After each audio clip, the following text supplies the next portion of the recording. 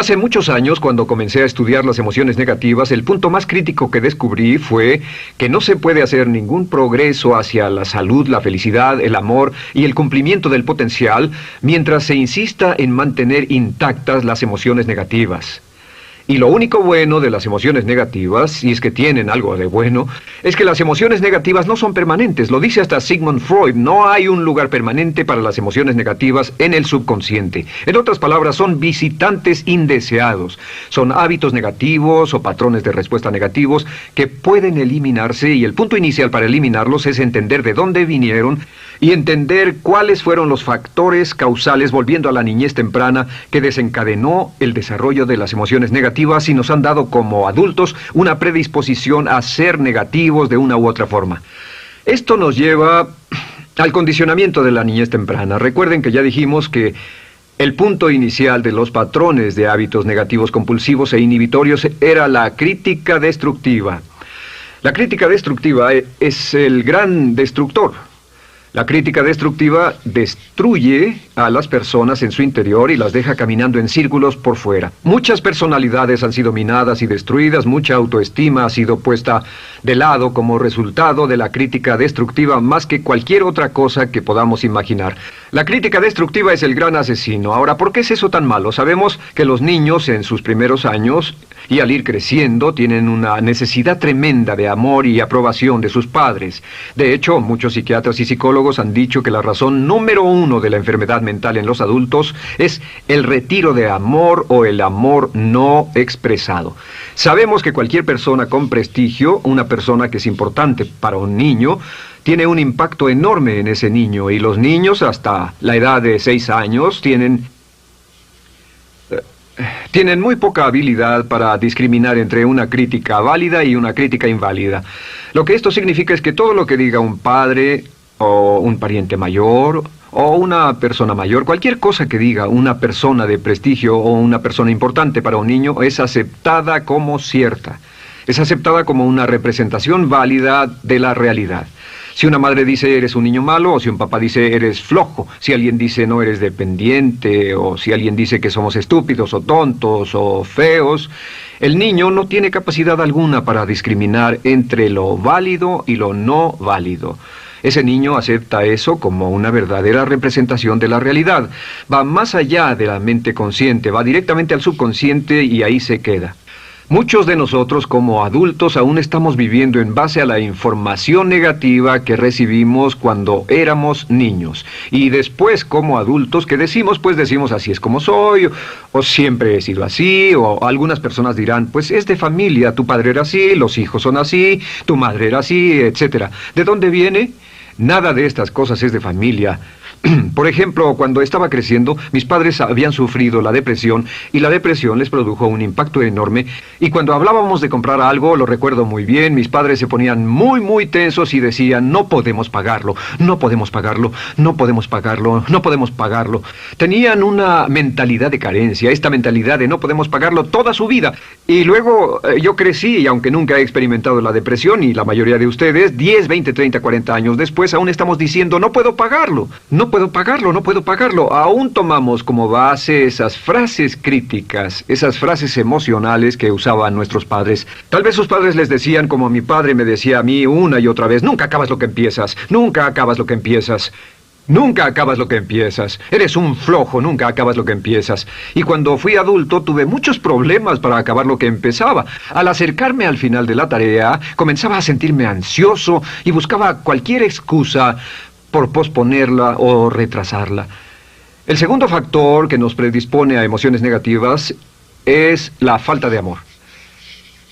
Sabemos que las personalidades de los niños se desarrollan al grado en que reciben una alta calidad y una alta cantidad de amor de sus padres. Existe una relación de 1 a 1 entre la cantidad de amor, la calidad de amor y una personalidad sana. Ese amor negado o la privación de amor es la causa clave de la infelicidad, la negatividad y la enfermedad mental en los adultos. Para que un niño se sienta realmente amado, el niño debe tener padres con buenos conceptos, y la mayoría de nosotros tuvimos padres que fueron víctimas de sus padres, que a su vez fueron víctimas de sus padres. Un escritor famoso dice que todo el mundo es víctima de una víctima. Todos son víctimas de víctimas. Nuestros padres quisieron criarnos de la mejor forma posible, pero ellos mismos fueron víctimas de víctimas.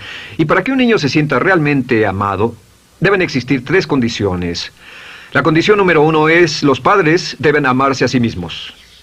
Los padres deben amarse a sí mismos. Recuerden, nunca le podrán dar más amor a otros que el que sienten por sí mismos. Si no se aman a sí mismos, no pueden amar a sus hijos. Si tienen un poco de amor por sí mismos, deben difundirlo en sus hijos. Si tienen poco amor por sí mismos y es absorbido por sus esposos, entonces, a veces, aunque deseen amar a sus hijos, no tienen amor que darles. Sus padres querían amarlos y en muchos casos no tenían amor para darles. Y eso es porque nunca lo recibieron cuando crecieron.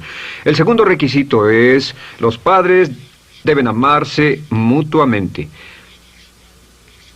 Para que un niño crezca sintiendo confianza en sí mismo, crezca sintiéndose amado, a salvo y seguro, debe crecer en un ambiente donde los padres se amen. No hay nada que le dé más temor a un niño que crecer en un hogar donde los padres peleen entre sí, donde los padres no se amen, donde haya dificultades, porque el niño siempre tiene una tendencia, primero que nada, ser una víctima, pues al niño se le grita y se le vocifera, y entonces cree que la razón por la que mamá y papá pelean es su culpa. Ahora, una investigación interesante: como hay muchas familias de un solo padre, la investigación interesante muestra que cuando uno de los padres se va como resultado de una separación o un divorcio, los niños que quedan invariablemente están convencidos de que la razón por la que el otro padre se fue se debió a algo que él hizo. Y es importante que si un matrimonio o una relación va a terminar y uno se va a ir, que el padre que se quede les diga a los niños una y otra vez que la razón por la que la relación no funcionó no tuvo nada que ver con ellos. Solo tuvo que ver conmigo y con papá, conmigo y con mamá. No tiene nada que ver con el niño. El niño necesita oírlo muchas veces antes de que se sienta confiado y seguro. Y por supuesto, siempre es mejor que un niño sea criado por un padre que lo ama que por 2 padres que no se aman. Una tercera condición que debe cumplirse si no quiere que exista la falta de amor es que los padres deben amar al niño. Los padres deben amar al niño. Bueno, esto parece muy obvio y muy lógico. La verdad es que, y esto es lo más difícil para usted y para mí como adultos, que ni siquiera lo pensamos, que es posible que nuestros padres no nos quisieron. No porque no lo intentaran, querían amarnos y tenían la intención de hacerlo, desde luego, etcétera, etcétera, pero simplemente como tenían conflictos mutuos y problemas sin resolver con sus padres, y sufrieron la guerra y la depresión, tenían que hacer carrera y otras responsabilidades, nunca lo lograron totalmente. ¿Entienden? Esa fue la dificultad. Lo deseaban, pero nunca lo lograron. La única forma en que puede amarse a un niño es pasando una gran cantidad y calidad de tiempo con el niño. Tiempo en gran cantidad y calidad con el niño. 10 minutos al día no bastan. Los niños se consideran valiosos según el grado en que las personas más importantes en su vida pasen tiempo con ellos. Si las personas más importantes en su vida, sus padres, solo pasan poco tiempo con ellos, los niños concluyen que la razón para ello es que tienen muchos defectos, que hay algo esencialmente malo en ellos y que por eso sus padres no pasan más tiempo con ellos. Los niños no piensan con la razón, lo hacen en forma emocional. Solo piensan: mi padre está aquí, me ama, y si no pasa tiempo conmigo, él o ella no me aman. Y si cualquiera de esas 3 condiciones existió o más cuando estaba creciendo, los padres no se amaban a sí mismos, o no se amaban mutuamente, o tal vez no lo amaban porque nunca lo lograron, aunque querían, entonces usted debe haber crecido en conjunción con la crítica destructiva que se llama culpa. ¿Y qué es la culpa? Pues simplemente la culpa es un sentimiento de no valer mucho. ¿De dónde sacamos este sentimiento? Lo obtenemos cuando continuamente gente importante nos critica en nuestra vida y simultáneamente no nos dan el amor que necesitamos. Sentimos que no valemos mucho o que no valemos nada. Y un sentimiento de culpa nos lleva a un sentimiento de falta de mérito, falta de valor y culpa. Y esa culpa, ese sentimiento de falta de mérito, es el mayor problema del siglo XX, la principal fuente de enfermedad mental. Es la fuente principal de los problemas en las relaciones, la fuente principal de enfermedad psicosomática, la fuente principal de la mayoría de los problemas que afectan a nuestra sociedad. Es el profundo sentimiento de culpa y falta de mérito que se expresa o se esconde en los pensamientos o en la actitud: no valgo suficiente, no valgo suficiente. No valgo suficiente. Ya hablamos de la autoestima y de lo importante que es. La autoestima significa me quiero mucho, me quiero mucho, me quiero mucho, me quiero mucho. Las personas que han sido criadas con críticas destructivas durante su vida no solo no se agradan a sí mismas, no sienten que sean lo bastante buenas para nadie, y en muchos casos están llenos de odio por sí mismos. Se odian a sí mismos, se autocondenan o se detestan. Y verán que esto sale en sus conversaciones y sale en sus relaciones con otras personas. Las personas que no se quieren a sí mismas, aunque quieran tener buenas relaciones, simplemente no son capaces de ello. Las personas que piensan que no son buenas para nada siempre lo hacen aflorar, siempre será un problema. Ahora, ¿cuál es la razón principal de la culpa? ¿De dónde viene la culpa? La culpa viene de 3 fuentes negativas: padres negativos, influencias negativas o religión negativa. Una de las 3. Cualquiera de estas 3 usa la culpa. De la culpa se valen y aprovechan, en especial los padres y las organizaciones religiosas, por 2 razones. Una es el castigo. La culpa se usa para castigarnos. Cuando estamos creciendo, el castigar es la forma más fácil de hacer que uno se sienta mal. Nuestros padres nos hacen sentir mal castigándonos físicamente o sermoneándonos o regañándonos. Y el castigo es una forma muy eficaz de irnos conformando o de conseguir que hagamos lo que los demás quieren.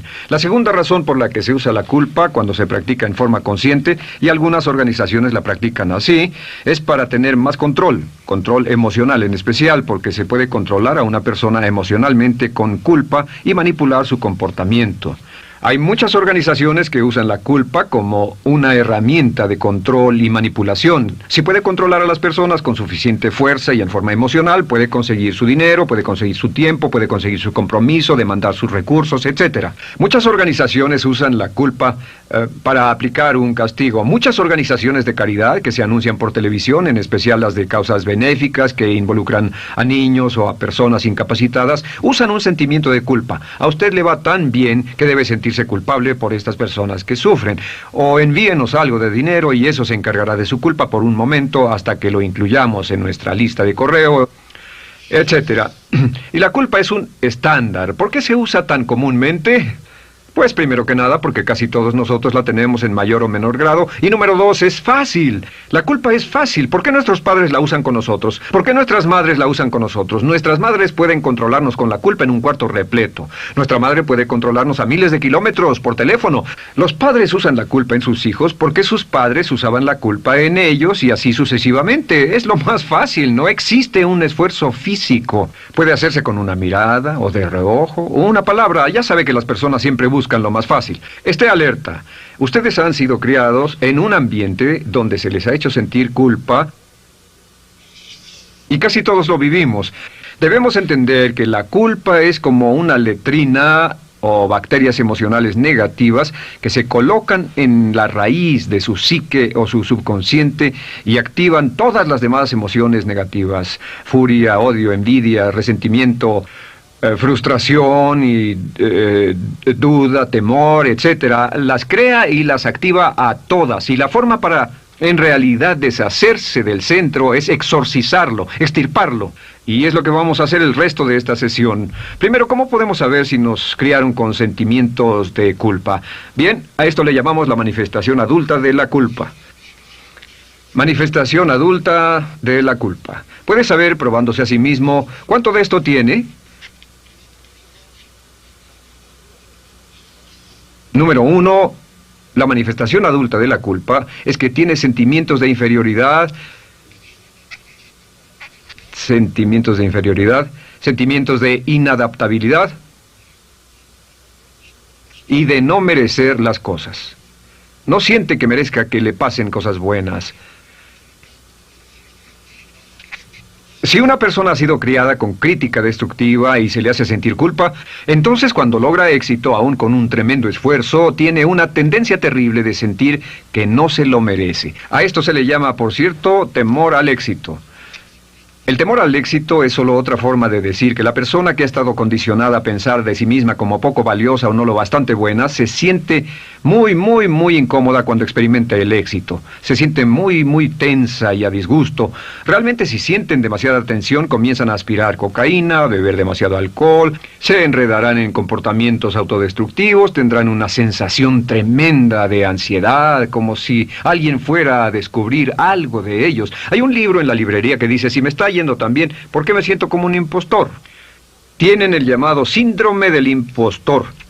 ¿Alguna vez ha tenido éxito en algo y la gente ha ido a usted a decirle, vaya, hiciste un excelente trabajo, o eso es maravilloso, aunque haya sido muy duro para usted, y sintió que los demás iban a descubrir, siente como que, es decir, que iban a descubrir que realmente no es bueno, que solo fue un fraude, solo un accidente, y por supuesto es lo que dice, fue coincidencia, fue un accidente, la verdad, no sé ni cómo lo hice. Hacen todo lo posible por huir de ese sentimiento de inferioridad y de no merecer las cosas. Estén muy alertas.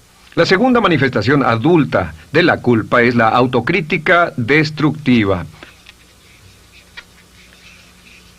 Hay una línea de un gran poeta que dice, aquellos a quienes se les hace mal, hacen mal a su vez.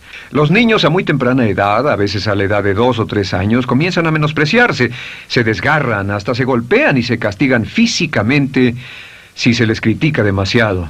Siempre dicen el equivalente de no valgo suficiente o no soy muy bueno, y se castigan a sí mismos. Y la crítica destructiva es un síntoma real de un sentimiento escondido de culpa e insuficiencia. El número 3 es que fácilmente manipuladas por la culpa, las personas pueden jalar sus cordones de culpa en forma muy simple. Realmente vemos que existen 2 tipos de personas en el mundo, los lanzadores de culpa y los receptores de culpa. Invariablemente, estas personas se atraen mutuamente. Y por supuesto el lanzador de culpa es la persona que se identifica con el padre que lanzó la culpa y el receptor es la persona que se identifica con el que atrapó la culpa. Pero los lanzadores y los receptores de culpa se unen, se equilibran perfectamente, se establecen y forman una nueva generación de lanzadores y receptores de culpa. Podemos decir que usted es fácilmente manipulado por la culpa, porque ha estado muy bien condicionado. Su jefe puede tirar de su cordón de culpa, una persona en un autobús puede tirar de su cordón de culpa, una sobrecargo puede tirar de su cordón de culpa. Esté muy alerta a esto. La cuarta manifestación de culpa es que usted la usa. Usa la culpa y culpa a otro generosamente. ¿Por qué? Pues si ha funcionado en usted, la hará funcionar en ellos. Le parecerá que es un intercambio, un trato muy justo. Usa la culpa y la culpabilidad y se convierte en la base de sus relaciones con los demás. Cuando algo sale mal, les echa la culpa a ellos. Algo sale mal, culpa a alguien más. En cuanto hay un problema, busca a quién culpar. Un experimento muy interesante con la cámara escondida hace algunos años, fue que hicieron una plancha de hielo y la pusieron en la acera sin que nadie los viera. No hacía mucho frío, pero lo hicieron y observaron cómo reaccionaban las personas cuando pasaban por ahí, cuando caminaban por ahí, llegaban a esa plancha de hielo, se desequilibraban y se resbalaban, y lo primero que hacían era observar a la persona más cercana a ellos, enojados, verdaderamente furiosos, en otras palabras, buscaban a quién culpar. Y si no había nadie cerca de donde habían caído, se levantaban otra vez, miraban a su alrededor, no había nadie y entonces pateaban el piso, pateaban con fuerza y se iban. Nuestra tendencia natural cuando algo sale mal es buscar a alguien o algo a quien culpar, en especial si nos criaron con una culpa continua. Y la quinta manifestación es lo que llamamos lenguaje víctima. Ahora recuerden que hablamos sobre la ley de concentración. Dice, lo que siembras cosecharás. También dice, si usas lenguaje de víctima, mantienes viva la culpa, la refuerzas, la edificas, la cultivas, la utilizas. El lenguaje víctima es lenguaje como no puedo, no puedo, no puedo. Cuando dice no puedo, no puedo, no puedo, envía un mensaje a su mente subconsciente y la mente subconsciente comprende que está inhabilitado, que no tiene control, que es una víctima. Y cuando desea poder hacer algo, su mente subconsciente retroalimenta su mensaje y dice no puedes, no puedes. Y lo segundo que dice es tengo que, y otra vez no tengo control, no estoy a cargo. Pero existe otra expresión del lenguaje víctima que debemos evitar, y es esta, trataré. Trataré, sea lo que sea, trataré. ¿Qué significan las palabras trataré?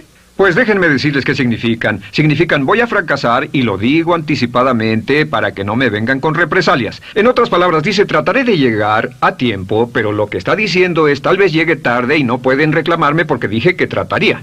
Cuando una persona dice trataré, está disculpando su fracaso por anticipado.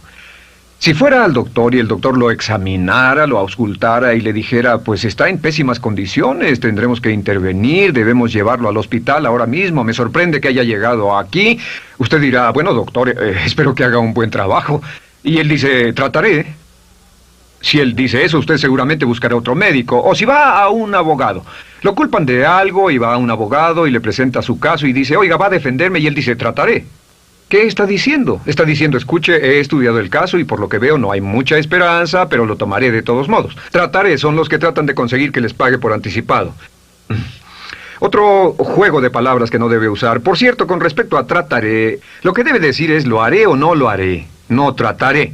Si alguna vez en nuestro negocio, tenemos un negocio muy activo, si llamamos a alguien y le pedimos alguna cosa o algún trabajo y dice trataré de conseguirlo para el viernes o trataré de terminarlo a tiempo, al instante sabemos que lo que quiere decir es que quiere sentirse libre, no comprometerse. Así que nunca dejamos que nadie se vaya con un trataré, debe ser hecho o no, y queremos obtener una seguridad. Si hace falta, nosotros lo hacemos. Cuando dicen trataré, lo que están haciendo es que se están lavando las manos. Esté alerta, la otra palabra es desearía. Dicen que un deseo es una esperanza o una meta sin energía detrás. Desearía. ¿Qué significa un deseo? Desearía significa que me gustaría tener algo, pero sé que nunca lo podré tener. Cuando dice desearía bajar de peso, ¿qué significa? Las palabras no dichas son, pero sé que no puedo. ¿Por qué no? Por las excusas que tiene y el metabolismo que tiene y los problemas, etcétera. Siempre hay razones por qué debe salir, etcétera. Desearía dejar de fumar, desearía estar en forma. Desearía, desearía, desearía. Cuando usa la palabra desearía, le muestra al subconsciente que esto es algo que no cree que le sea posible lograr o adquirir. Entonces el subconsciente descarta completamente esto como meta y no le da energía, ni motivación, ni impulso, ni deseo de lograrlo. Así que esté muy alerta al lenguaje víctima. Esté alerta a la expresión sí, pero. O lo haría, sí, pero. Alguien le dice, haga esto, y usted dice, sí, pero. La palabra pero, por cierto, es el gran borrador. Si una persona le dice, podría incrementar sus ingresos o incrementar su rendimiento, ser una persona mejor o más feliz o bajar de peso o lo que sea, no importa. Y usted dice, sí, pero. Lo que está diciendo es que está borrando toda la aseveración que ha dicho antes. Manda un mensaje a su subconsciente que dice, no hay posibilidad. Y no hace esfuerzo, no otorga energía, no ejerce capacidad alguna hacia el logro de esa meta. Y las personas que han sido criadas con culpa tienen 5 cualidades o 5 manifestaciones de adultos. Una es que se sienten inferiores, se sienten inadecuadas, sienten que no merecen que les pasen cosas buenas. Estén muy alertas a eso. El número 2... se autocompadecen continuamente, usan la autocrítica destructiva. El número 3, usan la culpa y la culpabilidad en ellos y en otros. El número 4, son manipuladas por la culpa. Y número 5, usan lenguaje víctima. Así que, ¿cómo nos deshacemos de la culpa? ¿No es sorprendente cómo se aclara esto? Este pizarrón, todo se borra. Tengo una varita mágica cuando me voy a sentar al escritorio. Entonces, ¿cómo nos deshacemos de la culpa? Para deshacerse de la culpa...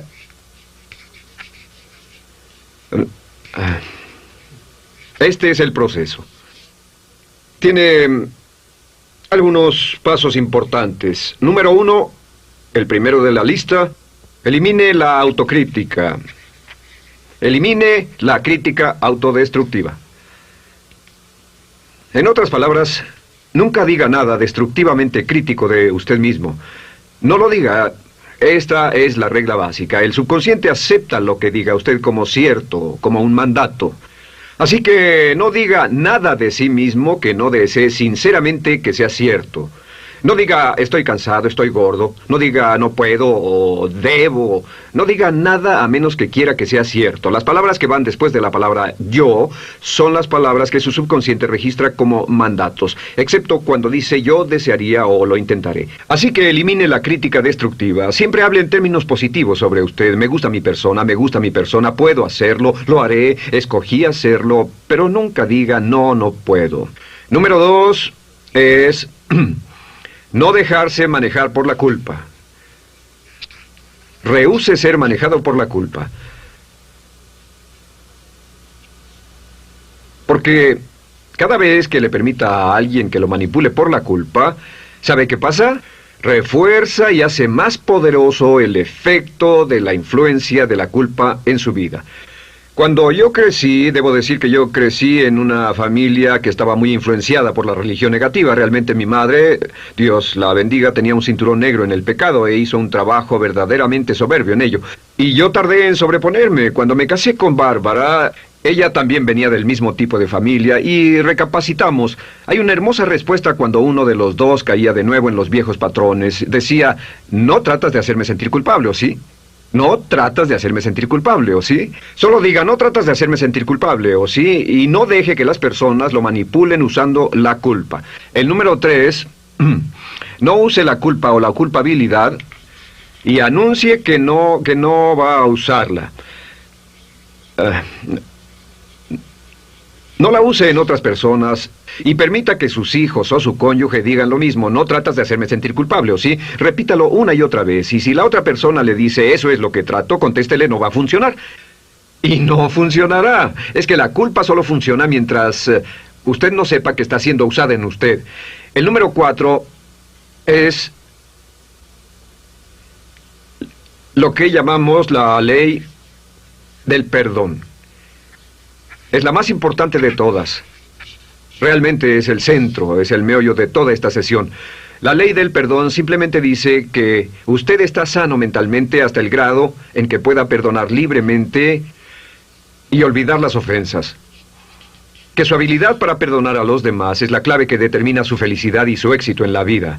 Su habilidad para perdonar a los demás es la única forma de eliminar la culpa. Su disponibilidad para perdonar a los demás y olvidar ofensas es el determinante más importante de si usted está o no totalmente integrado y es un adulto que funciona como ser humano.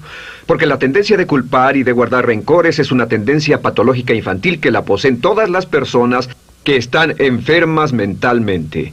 La habilidad para olvidar, para perdonar libremente, es la marca del ser humano realmente iluminado. Ahora, acepte eso como real. Hay 4 personas a las que debe perdonar. Número 1, perdone a sus padres. Perdone a sus padres por todo lo que le hayan hecho para herirlo. La mayoría de nuestras investigaciones muestran que casi todos nuestros problemas como adultos se remontan a no estar dispuestos o no poder perdonar a nuestros padres por algo que hicieron que nos hirió. Perdónelos un 100%, escríbales, llámeles por teléfono, dígales, o cuando menos perdónelos en su corazón, pero perdone a sus padres. Número 2, perdone a los otros. Perdone a todos los demás. Perdone a todos los que lo hayan herido de algún modo, por cualquier cosa, y déjelo así. Ahora, hay muchos que dicen no puedo perdonar a esa persona por lo terrible que me hizo. Pero recuerde esto, el perdón es perfectamente egoísta. El perdón no tiene nada que ver con la otra persona, solo tiene que ver con su paz mental y con su propia integridad mental. Número 3, perdónese a sí mismo. Perdónese por todas las cosas débiles, tontas, insensatas y estúpidas que haya hecho, porque todas las personas han hecho cosas tontas, insensatas, estúpidas y ridículas, pero perdónese en un 100%. Y finalmente, la última parte de esto, si ha hecho algo que hirió a alguna persona, vaya a disculparse. Es sorprendente el hecho de vidas que se arruinan año tras año por personas que no tienen la fortaleza intestinal, las agallas y el valor para decir lo lamento. Una de las cosas más importantes es desarrollar carácter hasta el grado en el cual hacemos las cosas que son muy difíciles para nosotros, hasta el grado en el cual hacemos las cosas que sabemos que están bien, aunque sean difíciles, en especial cuando son difíciles emocionalmente. Y la clave para deshacerse de la culpa, la clave para ser una persona total y completamente positiva, es perdonar a los demás. Perdone a las personas con quienes ha sostenido una relación. Perdone a sus jefes anteriores. Perdone a los amigos que lo han herido. Perdone las inversiones que estuvieron equivocadas. Perdone a los jefes que lo despidieron. Perdone a sus padres. Perdone a todo el mundo. Desarrolle una actitud hacia la vida con la que rehúsa guardarle rencor a los demás. Solo repita una y otra vez: los perdono a él o a ella por todo. Los perdono por todo. Los perdono por todo. Y eso es todo. La clave para librarse de las emociones negativas es rehusarse totalmente a continuar con cualquier situación negativa. No olvide que es un acto muy egoísta, y será tan egoísta como usted quiera. El acto del perdón lo libera y libera a la otra persona y le garantiza que se moverá rápidamente hacia el cumplimiento de su potencial. Para tener éxito, una mujer debe ser mejor en su trabajo que un hombre. Golda